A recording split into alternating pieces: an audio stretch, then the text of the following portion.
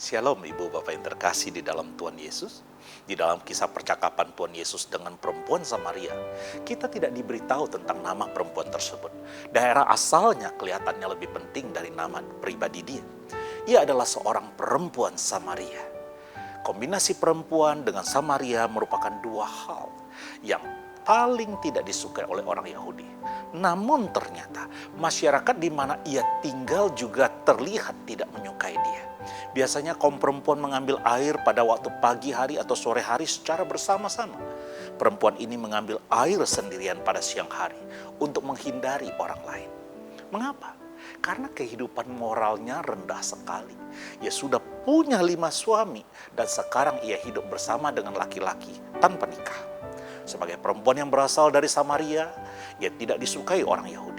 Sebagai perempuan dengan moral yang rendah, ia tidak disukai oleh masyarakatnya sendiri. Tuhan Yesus berinisiatif untuk memulai percakapan dengan dia. Perbincangan mereka harus terhenti karena para murid kembali dari membeli makanan di kota. Perempuan itu menarik diri agar Tuhan Yesus mempunyai waktu untuk menyantap makanannya. Perempuan itu mulai berpikir bahwa Tuhan Yesus akan melanjutkan perjalanan sesudah makan. Ia teringat dengan orang-orang di kotanya. Oleh sebab itu dia cepat-cepat pergi. Dia pergi ke kota dan berkata kepada orang-orang di situ, "Mari lihat, di sana ada seorang yang mengatakan kepadaku sesuatu yang telah kuperbuat. Mungkinkah dia Kristus itu?" Akibatnya banyak orang datang kepada Tuhan Yesus dan menjadi percaya. Bagaimana mungkin perempuan Samaria itu bisa berubah sedemikian rupa menjadi pembawa jiwa bagi Kristus? Ada 2 hal di balik perubahannya. Pertama, perjumpaannya dengan Yesus Sang Mesias. Pada awalnya Yesus dalam pandangan perempuan itu hanyalah seorang pria Yahudi yang sedang dalam perjalanan dan menjadi letih karenanya.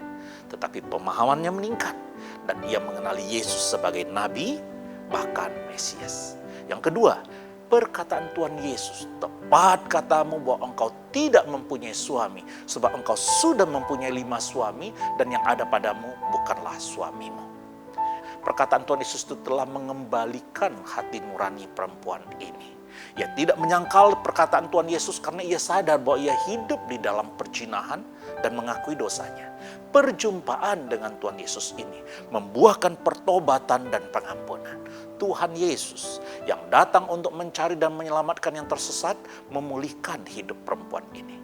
Kedua hal ini memberitahukan kepada kita bahwa sama seperti perempuan Samaria itu, kita semua harus mengalami perjumpaan pribadi dengan Yesus Sang Mesias dan menerima pengampunan dosa sebelum dapat menjadi saksi bagi Dia. Kita tidak dapat memberitakan Injil ketika kita tidak menyadari dan mengakui dosa, bertobat dan mengalami pengampunan yang memulihkan dari Allah. Karena Injil berbicara tentang berita pengampunan. Jika hidup kita sudah dipulihkan, maka satu-satunya pilihan kita adalah menjadi seperti perempuan Samaria itu. Menyaksikan Tuhan Yesus dan membawa jiwa bagi Dia. Sudahkah kita menjadi saksi Kristus? Mohon Tuhan menolong dan memakai kita sekalian. Amin.